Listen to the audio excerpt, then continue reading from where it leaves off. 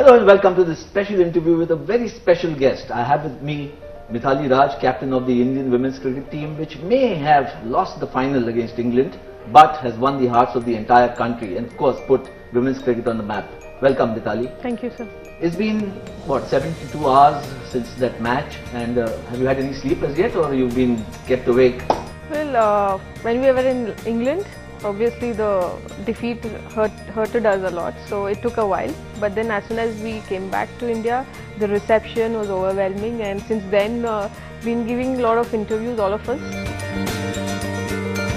When you say that the defeat hurt you a lot, when you look back at the tournament, now you got the benefit of hindsight. When you went there, you had to qualify for the tournament, and then of course you went past New Zealand and defending champions Australia. When did you start believing that this team could go the whole distance, get into the final?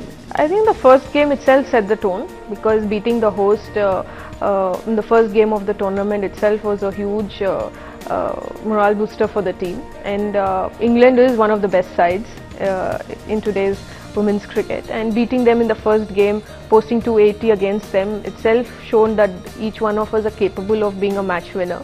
And during the tournament, everybody played a very significant role irrespective of which match, whether it is bowlers stepping up or the batters putting up a good total on the board. I think at some point everybody stood up for the team, and that has brought us till the eventual quarterfinals against New Zealand. Even after the two defeats, it was important to regroup and understand that if we have to make it to the semis or the finals, it's important that we make a comeback after a defeat. That's what I believe that champions are made of. It's just not one good run. You'll always have those couple of defeats, and then you have to step up and be your best in the main important games. And the team responded very well against New Zealand, against Australia, and we made it to the finals. I know this is prickly, but what went wrong in the final? Now when you got benefit for hindsight, was it lack of experience, was it nerves, was it just the big occasion? I think it was lack of experience of playing in a big occasion, the venue, playing in front of the packed crowd, and knowing that everybody's eyes were on us, and also the fact that it's for I think bearing New Zealand and me. I think all of them were playing their first finals, World Cup finals at Lords. Such a huge occasion for each one of us. I think maybe even at a time when it was a pressure game, there was a situation where the match could have gone either ways, whether to England or to India. And maybe in the middle we had inexperience of facing the pressure, being calm, which lagged. I think it is because of the young girls. So, but once when we saw you sitting after you had been dismissed or run out, and you were sitting there, there was so much equanimity on your expression. It didn't seem like you were so tense. What were you feeling inside?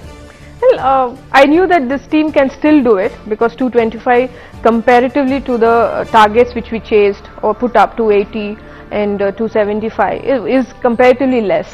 So 225 was still a gettable target, provided I had the batters in the middle, and at that point of time there was two good partnerships, so I still knew that we were still in the match. I think when the team left from India about 4-5 weeks back, there must have been maybe 8-10 media people, perhaps that many. When you came back, it's 10 times that much. Yes. That's been the scale and the magnificence of the achievement of this women's team. What do you expect now going ahead from here, for yourself personally of course, and also for women's cricket in India?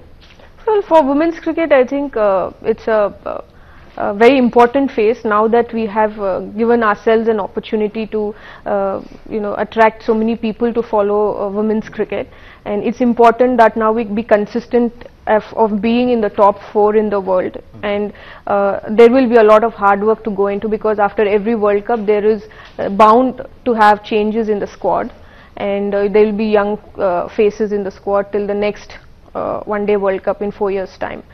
And it's also important that we be in news by playing good cricket, and there should be a follow-up after this, maybe a series.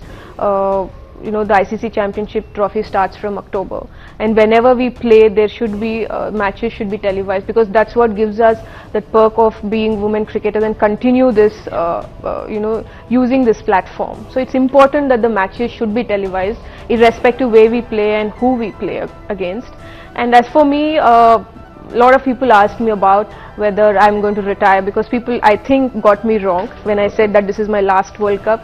I meant it would one day World Cups come in once in 4 years. 4 years, yes. So who's seen 4 years from now? So that's why I said, you know, this could be my last World Cup. But yes, as a international cricketer, I still have 2-3 years to go, and as long as I'm fit and I'm confident about my form, I'll continue to serve my country. But see, there is a possibility you might play the next World Cup also. You'll take it year by year, Yes, as it yes. goes by. You did mention, I think, that, you know, maybe this is the time that women's IPL could be looked at, and that might help. But just to play the devil's advocate, do you think there's enough pool of talent available in India to support this, or do you think that something like that needs to be done and then let it fructify into something bigger like the Well, IPL? somewhere you have to start. Maybe 2 years back, if you would have asked me, I would have advised no, because that time even the national side wasn't of that level, or people were not aware of women's cricket, that if we would have started a league, it may not have caught up. But now with what we've achieved in the World Cup and people standing up and appreciating women's cricket, I think if we have a league now, maybe as you mentioned, the pool of players in domestic structure may not be of that quality, but at least maybe in a year or two they will come up, and the gap between the domestic and the international would considerably reduce, with the girls getting exposed to the culture and interacting with the international cricketers. You know, what's been your mantra for playing and for captaining the team? I mean, just watching from the outside, you appear, you know, cucumber cool. Nothing seems to faze you. So, you know, it's very difficult to read on your face what you're going through. How do you approach an international match? What is your preparation mentally, physically? What do you do? Well, my preparation is always done prior to the tournament. I work a lot in when I'm preparing just before the camp. And then tournament is a phase where I am relaxed. I try not to get nervous or try not to burden myself with expectations of people or from my own self. But I try to be composed during the tournament. But preparation happens much before the tournament. And as people think that, you know, I don't show any emotions, but there's a lot happening within me. It's just that I'm not someone who's very expressive. But you seem to be reading books while you're waiting for your turn to bat, or, you know, at net practice or something. I was expecting this. You were This is expecting something is asked very often now these days in every interview. Well, I never started my career reading books. I was very young, and when I made my debut for the country, or even for Indian Railways, I was the youngest, the baby of the team. And when I played with all my seniors, they were, you know, half of my age. You know, if I was 16, they were 28. So it was difficult for me to reach up to them and think like them. So I used to be alone, and so I thought the best way is to keep myself busy reading books. And also there's one more factor, is that when you sit out and watch your teammates play, sometimes there's good spell, and you know, you see your batters struggle, so you're already preparing yourself before you even enter. So I didn't want to do that. I wanted to go there and analyze my own self. So it is always better that you're sitting out, you're relaxed, and not you know, forcing yourself to think something other than what you can do on the field. So it's important that I'm not therein, but I'm sitting out and I'm being composed, and whatever the situation is, I will deal it when I'm therein. That's amazing. I must tell you that, you know, when Sunil Gavaskar used to play, and he was an avid reader, but between matches on flights, and he used to read only pulp fiction, because he said it took his mind away from focusing on the job. So what kind of books do you read? I started with crime, thrillers, then biographies, but there is nothing particular that I'm interested in, but anything which interests my mind, I just pick up and read. I must ask you a few more questions about yourself, because people really want to know what Mithali Raj is all about. Are you very fond of music? No. No? You don't? I mean, I don't listen much to music, nor am a movie buff. You're not a movie buff? No. Okay, that's interesting. Yeah. Otherwise, it seems like everybody is a movie buff in the... I only watch movies when I'm in the camp, because usually the girls tell me, you just tag along, let's watch a movie, it will be different. So I said, okay. How do you manage a team? You know, I mean, it's not always easy. Yes, you are the leading batter, so obviously it makes a big difference. People look up to you, the age difference, the captaincy. But again, we all know how you know, Yes, volatile a dressing room could be. It is difficult to Yes. lead so many characters in the dressing room. Each one is different, and but then I think even as a captain, I've grown from 2005. Yes. That's my first tour as a captain in the World Cup, and since then I've come a long way even as a captain. I've always believed that I'm not a born leader. I have really developed leadership qualities over a period of time. Obviously, doing mistakes. There are times when you know, those mistakes have taught me a lot, and learning from others. I mean, even as a leader, you still can learn from your own teammates and how to deal with situations. And yeah, today probably I enjoy leading more. And who are your favorite players, men or women? Well, I don't really have favorite players, but there are players that I've always admired. Karen Rolton from Australia is someone she's been very consistent, so I've always believed that even I should be as consistent as her. She had a long career as well. And Hemlata Kala from India, she plays the spinners very well. I've always enjoyed playing along with her in the middle. And as far as men cricketers, there are quite a number. I think Sachin Tendulkar, obviously for being a batter. Yes. Rahul Dravid and Michael Bevan. Oh, interesting. And Ricky Ponting. Okay.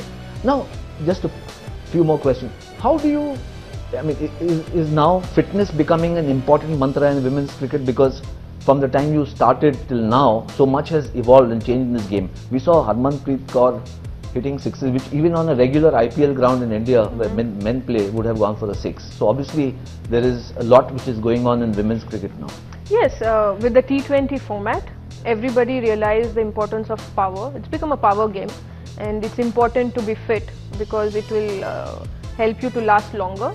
And I guess that is why every cricketer now indulges in being fit, eating right, and it's important that because it's become more of a pressure game, irrespective of which level you play. As whether it is domestic or international, you have competition. Every series, every match, the standard rises. So you have to always catch up with the current standard in the world. And I think being fit also gives you more confidence to take the field.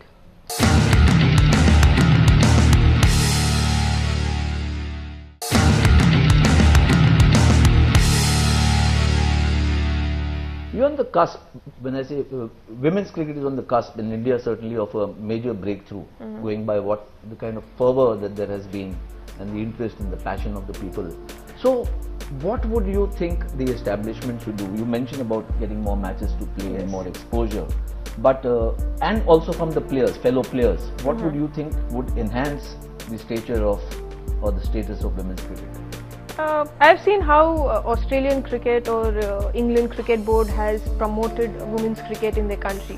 Whatever endorsements they have from the board, they always have the men and women together, which we started last year. The Nike, you know, the T20 World Cup, we had the new outfit where both men and women have endorsed it. So something like that should continue to happen, where you see on the billboards the women cricketers along with the men cricketers. And we need to have more matches in the domestic structure, because the more matches we play, the better we get, I believe, and not in the nets. And international, yes, you need to have more international series, because your national side also, players need to have the feel of international cricket, you know, once in 2-3 months. Unlike earlier, where you used to have matches either the start of the beginning of the year or the end of the year. The middle of the year, we hardly had any games. So now there should be a constant matches going on, and these matches should be televised, because if you don't have a continuity, then people start losing interest to follow. Now that we've generated so much of interest, we should take advantage of this situation and continue to have something where people are followed, where women's cricket is in media, where there is something to write about for the media about women cricketers. When I first met women cricketers going back about 40 years, and Diana Delji and Shanta and all were playing. They were running from pillar to post to get even money enough for kit and travel. A lot has changed now. I believe you all flew business class and Yes. all the girls had independent rooms, which was maybe when you started that wasn't the case. Yeah, when I started, we were still under WCI. Under WCA, Yeah, yes. BCCI came in 2007. Yeah. Yes. So a lot of things have improved, but what more? I don't mean to kind of say only the BCCI should be doing it, but for women's cricket, obviously it also depends a lot on the support from the people. Yes. You need spectatorship to get I the think game going. even the government should start supporting women's cricket, because usually we see anything with the men cricketers is that if they are under BCCI, so they are paid well. But whereas women's cricket at some point was under BCCI, but still we needed the government support, we needed people's support, because at the end we could not generate the kind of revenue that the men cricketers did. Yeah. But now I'm sure things will change. Now if you organize a series, I'm sure there will be a lot of people to turn up for the matches, and even the normal home series that we played, usually it was not marketed well. Yeah. Only few of our well-wishers, we used to spread the news that we are going to play an international series now. But that should not happen with the current situation. Yeah. It should be marketed well, and even railways, for that matter, Indian Railways is the only institution which gives jobs now for women cricketers. I think corporates should step up and form teams, so that's how you give jobs and encourage girls to take up sport, because at some point when you look back, you want yourself to be financially independent as well. So if you have a job, nothing like it. But you've had support from corporate, from in the past people have, or even now they're supporting you. Are there organizations that are supporting you? Well, right now I think Indian Railways is the only institution which gives jobs. 95% of women cricketers are employed with railways. Yes. And for promoting you as a player, is there any support that comes in from a professional standpoint? Well, I think now it will change. Earlier, yeah, there were a few sponsors, but again, it was important for them. They need to have a face which is known on television, Yeah. whereas our matches were not televised, and people knew me by my name. Yeah. Not many knew me by face, so it was like they wouldn't recognize if I stand next to them. But if I introduce myself, then they would like relate, okay, you're a woman cricketer and all. So now, since they've seen me on television, now we are more recognized faces. Your team that has played so wonderfully in this World Cup, there seemed to be a very good balance in the team, especially in the bowling attack. You had pace bowlers, spinners, even in the batting, stroke players, you yourself at the pivot of the batting side. Do you think that this team can, I know that you and Julan are there as the veterans, but there's enough young talent, do you think, to see this momentum through in the years to come? Well, I'm sure, but again it depends on how many matches you get to play, because to have a momentum and to continue to have that momentum is two different things. Earlier, like at the start of a series, we start from the beginning to create a momentum. By the end of the series, by the time we could find the momentum, the series is over, and the next series is after 8 months. So even if I'm in good form, the next series after 8 months, I again have to start from the scratch. So if you have 4-5 series in a year, so you can always continue the momentum, and you will grow as a player very quickly, mature as a player quickly, because in the past, debutants used to take 2 years, because in 2 years you play 4 series.